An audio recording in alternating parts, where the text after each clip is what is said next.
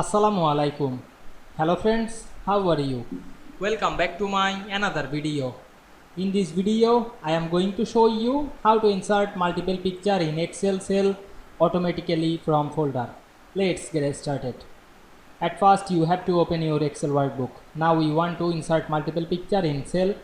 At first, select a cell, then go to the insert menu. Select the shape drop down menu. Choose rectangle shape. Then press and hold the Alt and draw the shape to this cell.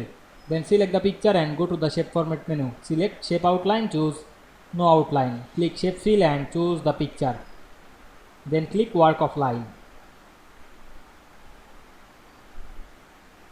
And wait some moment to inserting a picture. Click the picture and click insert.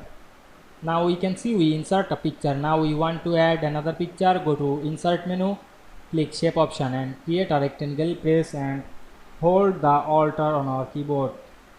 Select the shape outline, choose no outline. Click the shape fill, select picture and choose work of line. Then click a picture and insert it.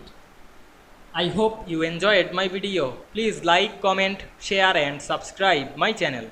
Thanks for watching.